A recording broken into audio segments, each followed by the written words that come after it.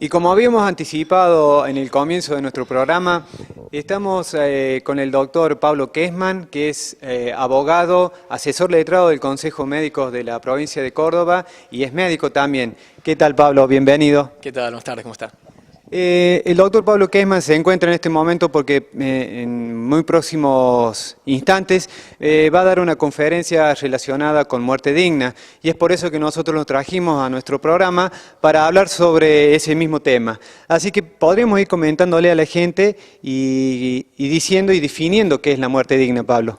Sí, bueno, tiene que ver con una serie de modificaciones que se vienen dando desde el punto de vista legislativo. Para que la gente le entienda, han salido una serie de leyes, se han sancionado leyes que, digamos, de alguna manera, de manera expresa, permiten que hoy un paciente que está con una enfermedad terminal, cuando decimos terminal decimos que es algo que no va a tener recuperación, es decir, es algo incurable, pueda decirle a su médico que no quiere recibir o que rechaza tratamientos que tengan únicamente por finalidad prolongar la agonía. Es decir, que solo sirven para prolongarle la agonía, pero que no tienen ninguna eficacia para recuperarlo o para curarlo. Bien, ¿y cómo se introdujo la muerte digna en nuestro país? Bueno, digamos un poco como lo decíamos recién, desde hace muchos años se viene hablando de lo que es la autonomía de la voluntad. Desde el punto de vista jurídico se denomina así, autonomía de la voluntad. Para explicárselo a la gente, podemos decir que es el derecho que tiene una persona a decidir sobre su propio cuerpo.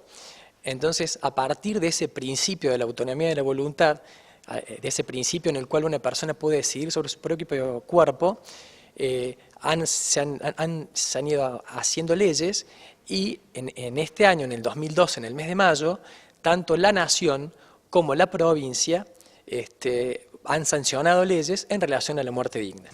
¿Y qué dice la ley provincial sobre la muerte digna? Bueno, en principio hay que aclarar que la ley provincial obviamente es lo que se aplica acá en Córdoba. En lo que no nos explique la ley provincial, sí tenemos que dirigirnos a ver qué es lo que dice la ley nacional. Y otra cuestión importante que les quería aclarar es que en relación a esta ley provincial todavía falta reglamentar. O sea que hay que dar un margen todavía de ciertas cosas que se van a ir aclarando. Fundamentalmente la ley provincial hace hincapié en lo que se llama la declaración de voluntad anticipada.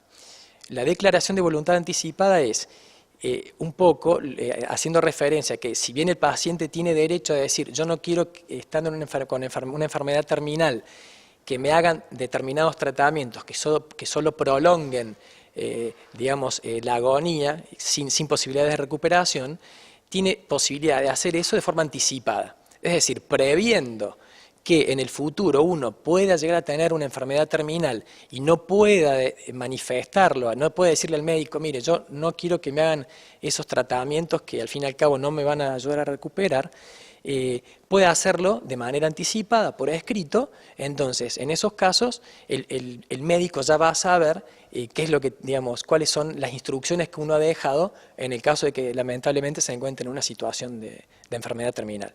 Bien, y en la práctica, digamos, ¿cómo debería hacer un paciente si quisiera hacer teniendo ese derecho, una declaración anticipada de voluntad?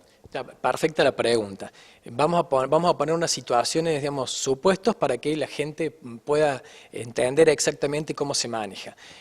Si uno está bajo tratamiento médico y el médico hace un diagnóstico de enfermedad terminal, entonces ahí el paciente le puede decir al médico, un poco lo que estamos hablando, que va a rechazar aquellos tratamientos que únicamente tengan por fin prolongar la agonía.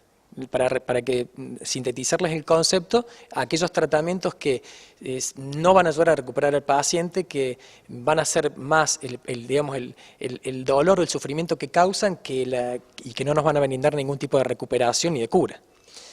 Ese sería un supuesto. El otro supuesto sería, que también un poco lo adelantamos momentos antes, cuando uno, previendo que en alguna situación pueda llegar a encontrarse en una situación de enfermedad terminal y que no pueda expresarle al médico eso, Por ejemplo, en el caso de que uno sufra un accidente y quede, vamos a decir así en términos, quede en coma, ¿sí? Sería el término exacto sería estado vegetativo permanente, pero decimos, en el caso de que una persona quede en coma y que no pueda manifestarle al médico que va a rechazar esos procedimientos, entonces la persona, previendo que en algún momento le pueda llegar a pasar eso, hace lo que se llama una declaración de voluntad anticipada, donde deja las instrucciones de qué es lo que quiere o no quiere que le hagan en la atención médica.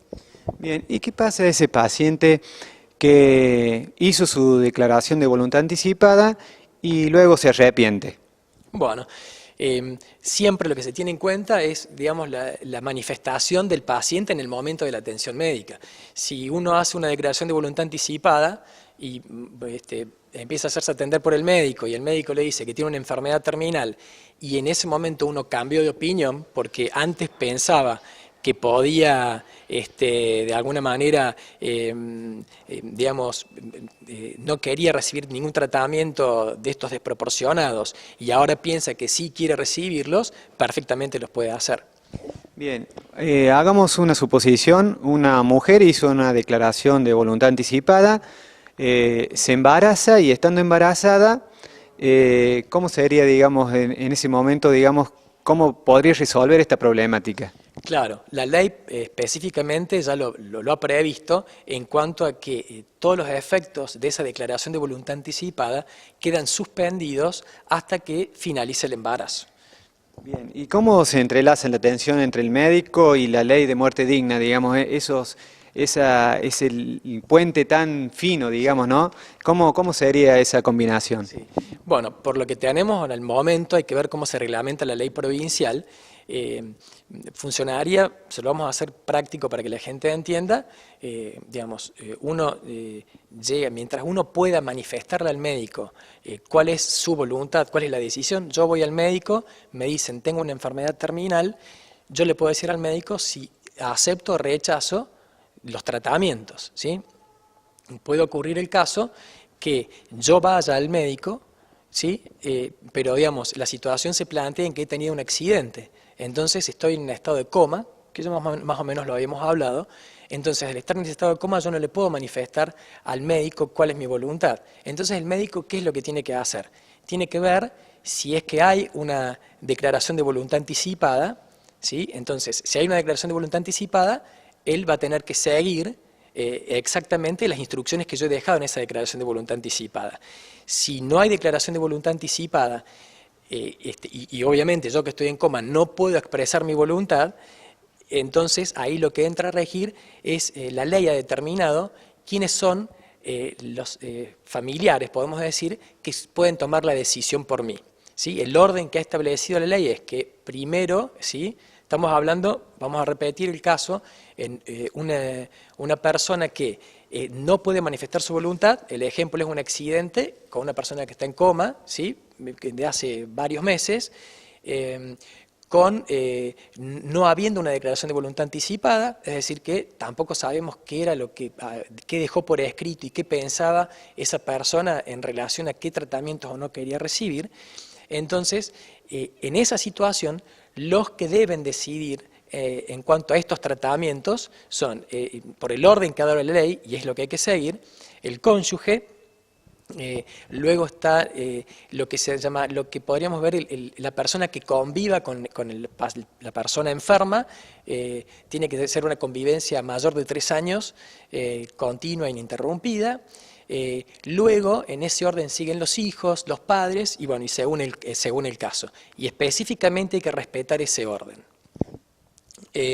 Un poco lo que quería aclarar en cuanto a sobre todo lo que es el trabajo médico y cómo el médico encara estas cuestiones junto con el paciente y los familiares del paciente, es que bajo ningún punto de vista esta ley permite la eutanasia. Es decir, acá en ningún momento se ayuda a morir.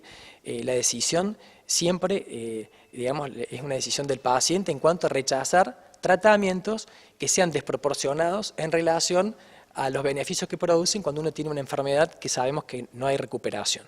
Entonces, en los médicos va a estar dictaminar cuándo tenemos una enfermedad terminal y qué tratamientos están desproporcionados, qué tratamientos son desproporcionados y cómo nos van a informar, digamos, cómo el médico le informa a la familia y cómo llegan a resolver la situación, estando el paciente en posibilidades de decir qué es lo que quiere o no quiere hacer. Esa declaración de voluntad anticipada tiene que estar hecha por alguna, digamos, con una certificación de escribano, para que tenga, digamos, que sea valedera jurídicamente y para que el médico sepa interpretar si realmente eso fue hecho en el tiempo y forma. Perfecto, no, bien la pregunta. La misma ley ha previsto un formulario, ¿sí?, donde uno hace esa declaración de voluntad anticipada y también se ha creado un registro donde se van a archivar esas declaraciones de voluntad anticipada. Entonces, vamos a explicarle a la gente cómo se debe manejar. El formulario de declaración de voluntad anticipada uno lo puede conseguir en la página web del Ministerio de Salud de la provincia. También va a estar disponible en los hospitales provinciales. Entonces, obtenido ese formulario, se debe completar y se debe firmar, ya sea delante de un escribano, delante de alguna autoridad del mismo registro de declaraciones de voluntad anticipada que se ha creado, puede ser también por juez de paz o autoridad policial.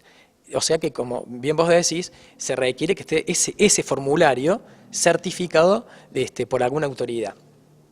Ese formulario después se archiva en el registro correspondiente.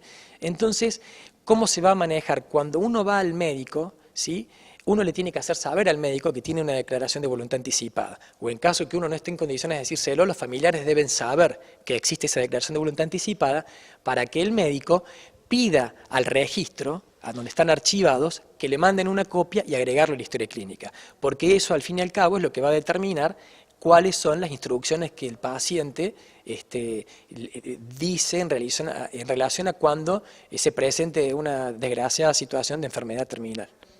Bien, todo esto lleva también al actuar médico, a la praxis médica. Pero no me contestes, nosotros nos vamos a ir brevemente a una pausa y luego continuamos con más Saludable TV.